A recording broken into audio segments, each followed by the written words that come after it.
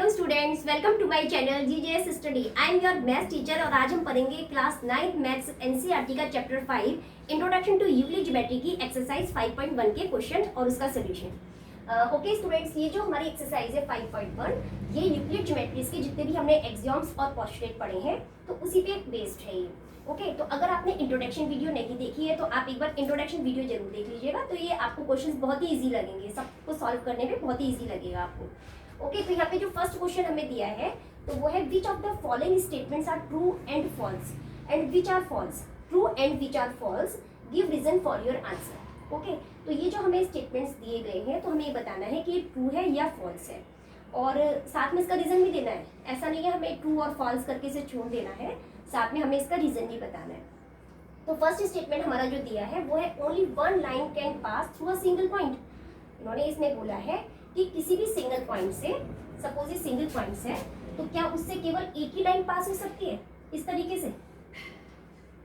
क्या इस तरीके से एक ही लाइन पास हो सकती है? नो, सिंगल लाइन से बहुत सारी infinitely lines can be pass through a single point. बहुत सारी लाइंस इससे पास हो सकती हैं। इट मीन्स क्या है कि जो स्टेटमेंट हमको दिया है ये फॉल्स है, तो हम इसके रीजन में लिखेंगे फॉल्स, बिकॉज इनफाइनाइट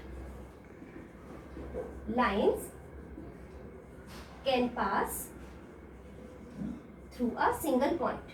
तो एक सिंगल पॉइंट से केवल एक ही लाइन नहीं बल्कि इनफाइनाइट लाइंस पास हो सकती हैं, सिंगल पॉइंट। ओके तो फर्स्ट का आंसर आपको इस तरीके से लिखना है।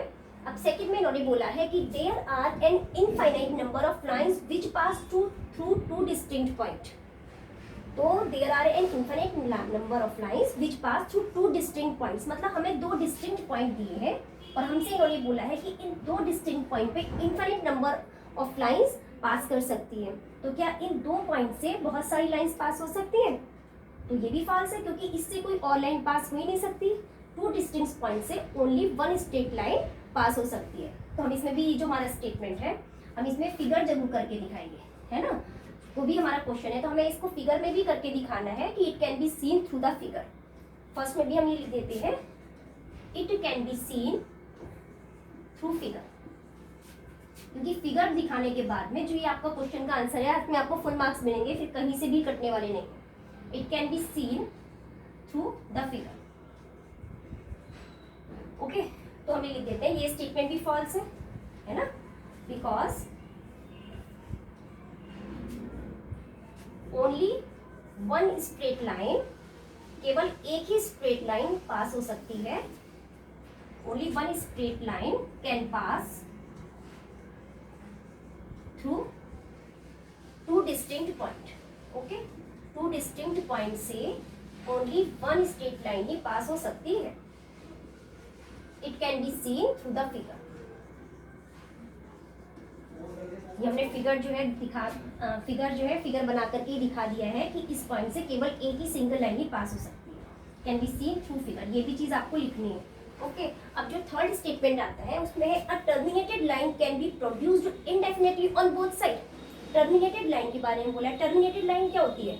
देखिए टर्मिनेटेड लाइन मीन्स होती है जिसका कि कोई एंड होता है। हमने पढ़ा था टर्मिनेटेड और नॉन टर्मिनेटिंग के बारे में। टर्मिनेटेड लाइन वो होती है जिसका एक एंड होता है और नॉन टर्मिनेटिंग लाइन होती है जिसका एंड नहीं होता है, एंडलेस होती है। ओके तो यहाँ इन्होंने बोला है कि terminated line can be produced indefinitely on both side. तो क्या ये बोथ साइड, दोनों साइड इसको एक्सटेंड किया जा सकता है ना, तो इसको एक्सटेंड किया जा सकता है दोनों साइड। ये स्टेटमेंट हमारा ट्रू है ना, तो हम इसमें क्या लिखेंगे इस तरीके से हमें करके भी दिखानी है। तो ये लाइन दी गई है ए एंड बी इस तरीके से, तो हम लिखेंगे true. A terminated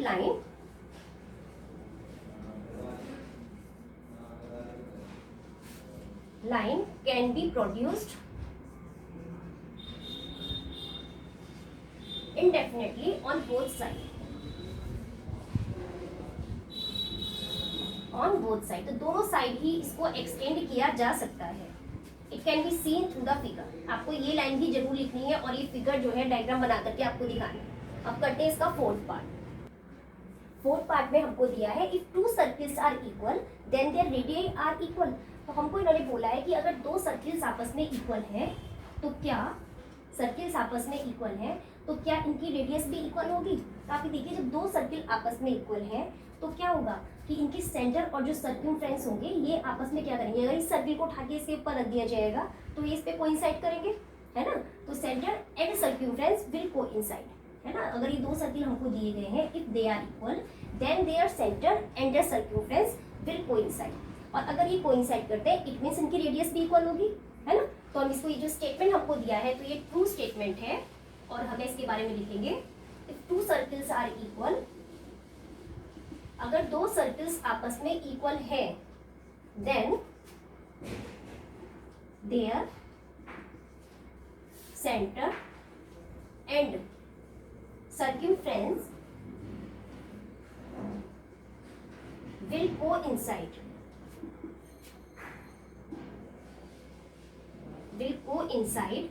and then radius are equal, तब इनकी radius equal.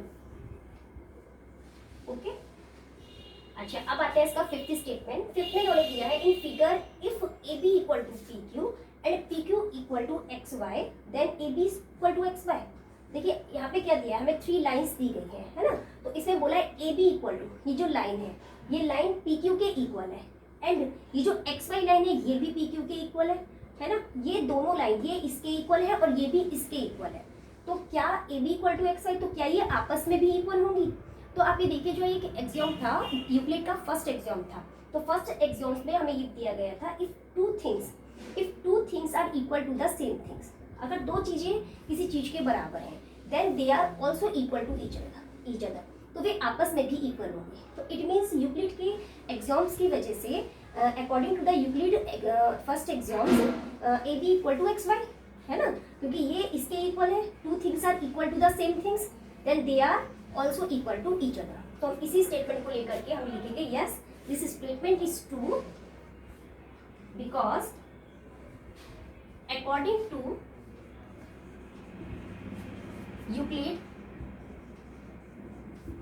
Euclid's axiom, if two things are equal to same thing, अगर दो चीजें किसी सेम थिंग के इक्वल है then they are also equal to, तो वे आपस में भी इक्वल होंगे to each other. Okay, it means क्या होगा A B equal to X Y. Okay, इसका आप नोट डाउन कर सकते हैं। ओके, अब हमारे सामने इसका सेकंड क्वेश्चन में हमें दिया है give a definition for each of the following term, are there other terms that need to be defined, first what are they and how might you define them? Okay, तो हमारे question में हमसे बोला है कि ये जो हमें टर्म्स दी गई हैं parallel lines, perpendicular lines, line segment, radius of a circle और स्क्वायर, तो हमें इसको डिफाइन करना है। साथ में डिफाइन करने से पहले इन्होंने ये भी बोला है कि आर देयर अदर टर्म्स, क्या कुछ ऐसी टर्म्स भी हैं that are need to be defined, जिन्हें इनसे पहले डिफाइन करने की जरूरत है। मीन्स कुछ टर्म्स हमें ऐसी भी पता होनी चाहिए कि इसके डेफिनेशन के पहले हमें वो टर्म्स पता होनी चाहिए। तो आइए देखते हैं, सबसे पहले हम देखते हैं पैरेलल लाइंस के बारे में। फर्स्ट में पैरेलल लाइंस क्या होती है? देखिए पैरेलल लाइंस होती हैं the lines which never intersect each other and their perpendicular distance is always equal are called parallel lines. तो किस तरीके से होती है पैरेलल लाइन?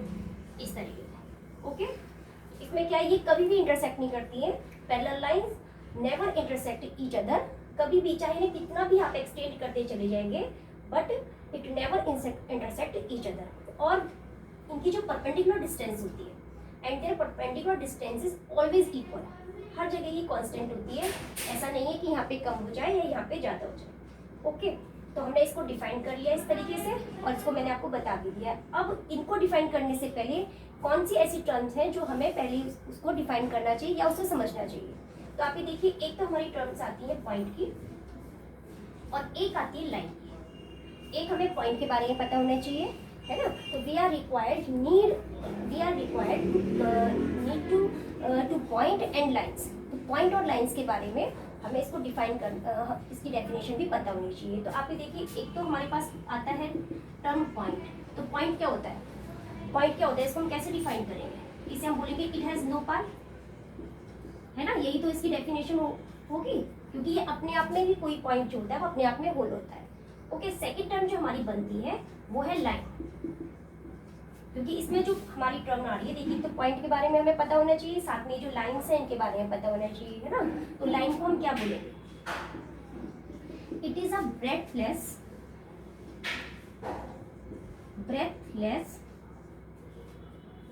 लाइन। क्या होती है? इसकी कोई ब्रेथ नहीं होती, it is a breathless. Okay okay, तो ये पॉइंट हो गए, इट हैज नो पार्ट, है ना। और सेकंड हो गई a line, it is a breathless line.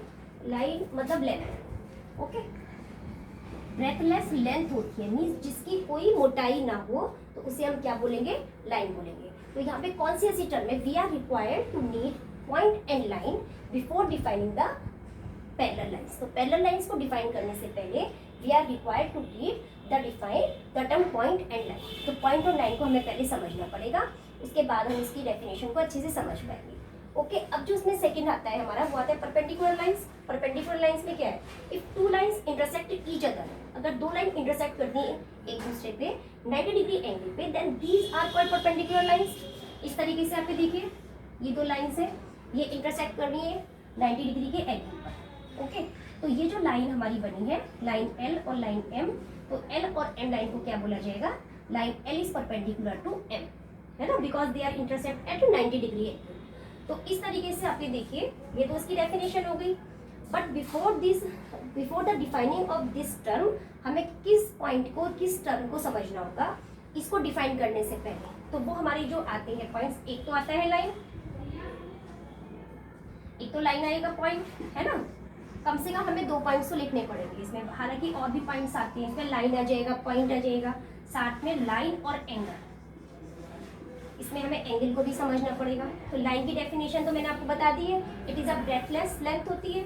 और एंगल की क्या होती है? तो एंगल को हम इस तरीके से डिफाइन कर सकते हैं, व्हेन टू लाइंस, या हम बोल सकते हैं इसको व्हेन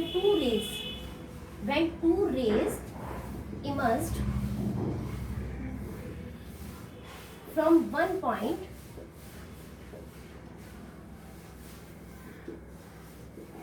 इट फॉर्म एंगल।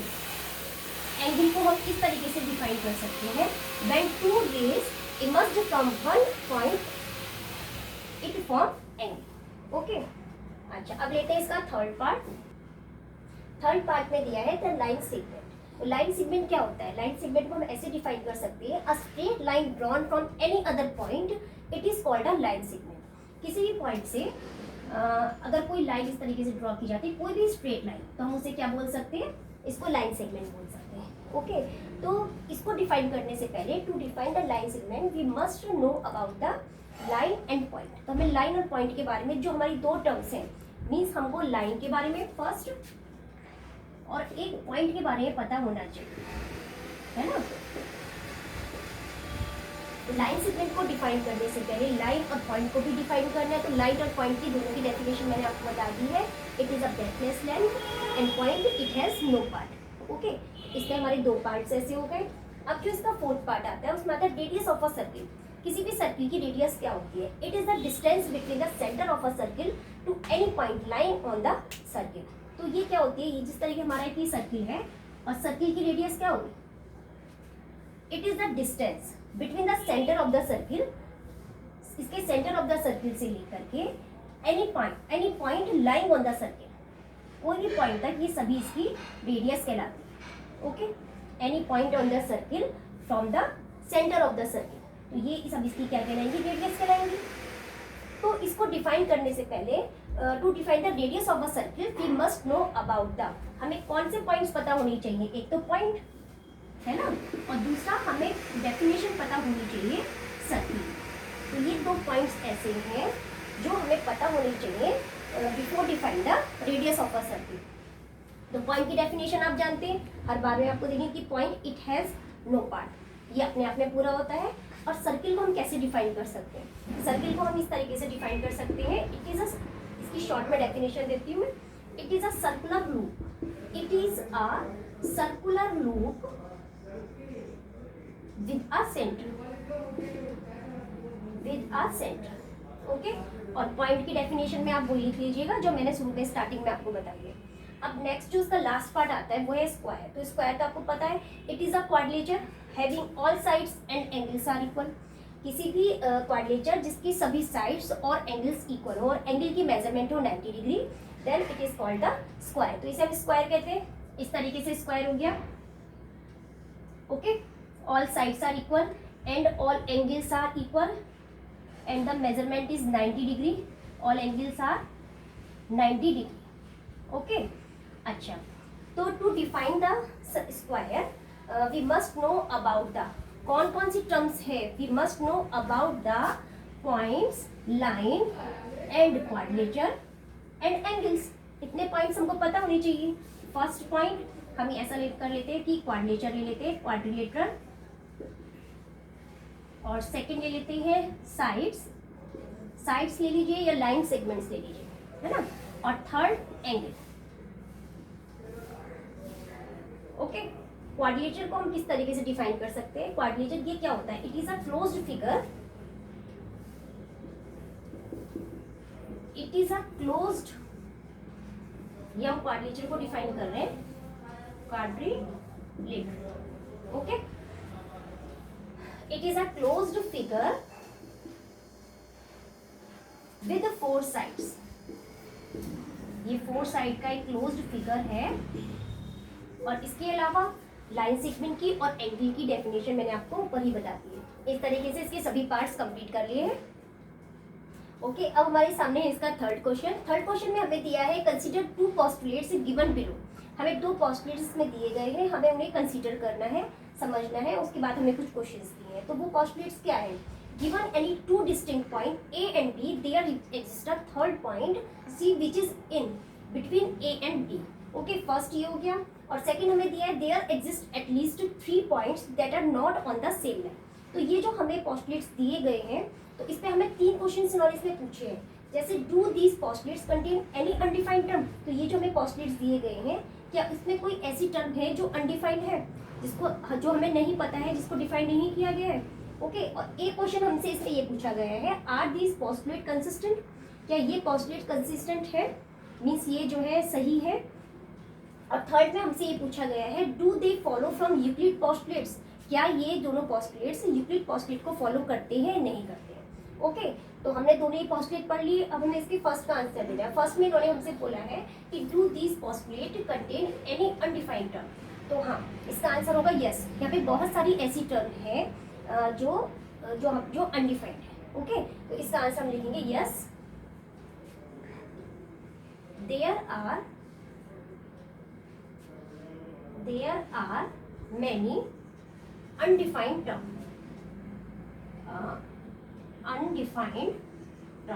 वो अनडिफाइंड टर्म्स कौन सी है? वो अनडिफाइंड टर्म्स वैसे तो बहुत सारी है, लेकिन देखिए एक टर्म हम ये निकाल दें, पॉइंट है। पॉइंट हम नहीं जानते पॉइंट क्या होते हैं, इसे डिफाइन नहीं किया गया है। साथ में एक टर्म है लाइन।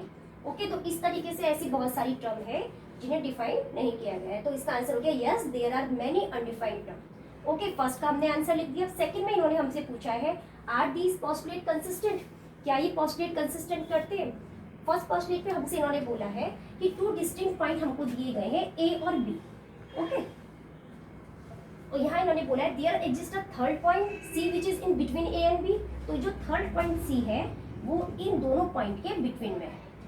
ओके, और सेकंड में हमें बोला है इन्होंने कि इस तरीके से 2 डिस्टिंक्ट पॉइंट दिए गए हैं, there are exist at least 3 points. 3 points इस तरीके से हैं कि वो सेम लाइन में नहीं है, मीन्स जैसे ये पॉइंट सेम लाइन में दिए गए हैं, है ना, तो ये कोई श्योर नहीं है कि ये वाले पॉइंट भी सब एक ही लाइन में। सपोज एक पॉइंट यहाँ पे हो गया, ए एंड बी इधर है, और सी पॉइंट यहाँ पे हो गया।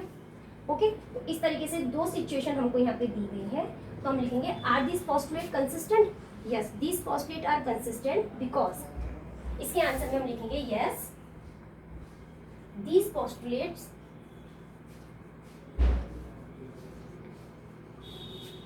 Consistent.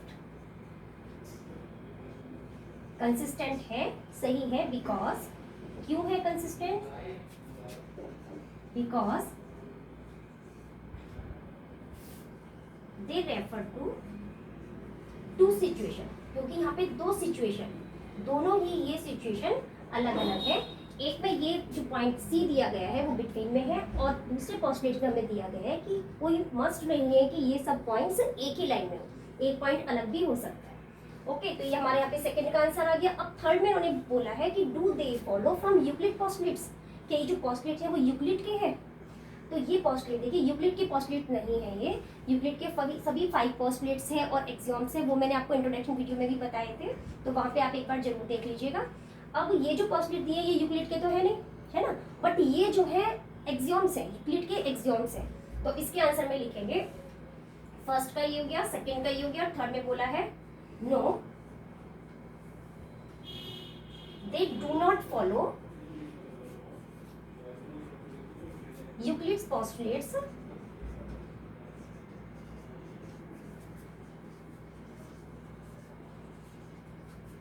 but it follow Euclid axiom, Euclid's की जो एक्सियोम है उसको फॉलो करता है यूक्लिड्स एक्सियोम, और जिसके according given to distinct point, जो 2 डिस्टिंक्ट पॉइंट हमें दिए गए हैं, गिवन 2 डिस्टिंक्ट पॉइंट,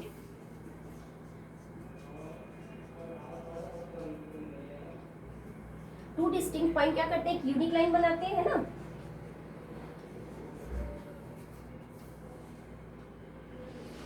या फॉर्म अ यूनिक लाइन, एक ही लाइन बनाते हैं ये, form a unique line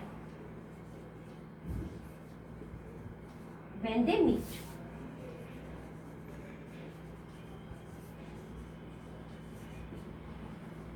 okay, इसका आंसर हो गया है। ओके, अब से क्वेश्चन नंबर 4 है हमारे सामने। क्वेश्चन 4 में हमें दिया गया है if a point C lies between the 2 points A and B and such that AC equal to BC, then prove that AC equal to half AB और explain by drawing the figure. तो इसको हमें explain करना है figure बना के। तो देखिए इन्होंने क्या दिया है, हमें एक लाइन दी है, 2 पॉइंट्स दिए हैं A एंड B। ओके, और इसका एक मिड पॉइंट दिया है C। ठीक है, इस तरीके से हमें एक लाइन है और C इसका मिड पॉइंट है ना, जस्ट बिल्कुल मिड में है ये, AC इक्वल टू BC है, और साथ में हमें दिया है AC इक्वल टू BC। तो हमें किस तरीके से इसे सॉल्व करना है, तो हम सबसे पहले लिखेंगे इट इज गिवन, हमें क्या चीज दी है, हमें दिया है AC equal to BC। Okay, ये हमें बुक में क्वेश्चन में ही दिया है कि AC इक्वल टू BC है। अब हम क्या करते हैं, हम ऐसा करते हैं कि हम इक्वल्स को बोथ साइड हम AC को ऐड कर लेते हैं, means equal added on both side, दोनों साइड हम इक्वल ऐड कर लेते हैं। सपोज ये AC है तो हम क्या कर लेंगे, इसमें AC ऐड कर लेंगे, और इसी तरीके से क्या कर, क्योंकि अगर हम कोई भी इसमें इक्वल्स ऐड करते हैं दोनों साइड में, तो इसको ये फिर भी इक्वल ही रहेंगे आपस में, है ना। तो ये इक्वल हो गया BC प्लस AC। इस तरीके से हम इसको मान लेते हैं इक्वेशन 1। अब आप ये देखिए, ये जो BC प्लस AC है, BC एंड प्लस AC, ये BC प्लस AC AB को कोइंसाइड कर रहा है ना। AB को कोइंसाइड करने का मतलब क्या होता है, कोई भी फिगर अगर किसी को कोइंसाइड करता है, इट मीन्स अगर उस फिगर को उस फिगर के ऊपर रख दिया जाए तो वह पूरी तरह से उसे ओवरलैप कर लेता है। तो इसी तरीके से यहाँ हमें दिखाई दे रहा है फिगर को देख के कि BC plus AC overlap to या कोइंसाइड टू AB। तो हम इस चीज को यहाँ लिख देते हैं फ्रॉम द फिगर, है ना, BC plus AC coincide AB को कोइंसाइड कर रहा है, और कोई भी चीज अगर किसी को कोइंसाइड करती है, it means this things are equal to each other, तो ये आपस में भी इक्वल होती है। तो BC plus AC coincide AB, so the things which coincide to one another are equal to one another. अगर कोई भी 2 चीजें आपस में कोइंसाइड करती है, इट मीन्स वो आपस में भी इक्वल होती है। इट मीन्स क्या हो गया कि BC plus AC equal to हो गया AB के, AB equal to BC plus AC। Okay, तो इस तरीके से हमने इसे सेकेंड इक्वेशन मान लिया। अच्छा, अब आप ये देखिए कि BC प्लस AC की फर्स्ट इक्वेशन वैल्यू दी है AC प्लस AC, है ना, और सेकेंड इक्वेशन में BC प्लस AC की ही वैल्यू दी है AB की। तो ये इसके भी इक्वल है और ये इसके भी इक्वल है। तो हमारी जो एक यूक्लिड्स की एक्सियोम, जो फर्स्ट एक्सियोम है, उसमें हमें बताया गया है if two things are equal to the same things, अगर दो चीजें आपस में सेम थिंग्स के इक्वल है then they are equal to each other, तो वो आपस में भी इक्वल होंगी। तो अकॉर्डिंग टू यूक्लिड्स एक्सियोम, तो यूक्लिड्स एक्सियोम के अकॉर्डिंग हम इस चीज को हम लिखेंगे जरूर, क्योंकि हमें बताना है एग्जामिनर को कि हाँ हमें ये चीज आती है और हमने इस वजह से इसको इक्वल किया है। तो according to Euclid's axiom, if two things are equal to same thing, then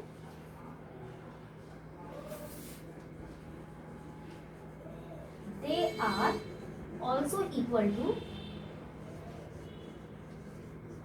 तो वो आपस में भी इक्वल होती है। कोई भी चीज अगर एक दूसरे के एक सेम थिंग्स के इक्वल है, इट मीन्स वो आपस में भी इक्वल होती है। तो हम इसे क्या लिख सकते हैं, हम इसे इस तरीके से लिख सकते हैं BC प्लस AC के BC प्लस AC, है ना। तो AB और AC प्लस AC भी आपस में इक्वल होंगे, it means AC plus AC is equal to AB। Okay, अब ये क्या हो गया, AC प्लस AC को हम क्या लिख सकते हैं, 2AC इक्वल टू AB, है ना। इसको मैं थोड़ा सा इधर ट्रांसफर कर देती हूँ, तो 2AC हमारे पास हो गया 2AC equal to AB, it means AC equal to half AB। हमें यही चीज प्रूफ करनी थी, AC equal to half AB। इस तरीके से हमने इसको प्रूफ कर दिया। ओके स्टूडेंट्स, आप इसको नोट डाउन कर सकते हैं। ओके स्टूडेंट्स, अब मिलते हैं नेक्स्ट वीडियो में आगे के क्वेश्चंस के साथ। Thank you.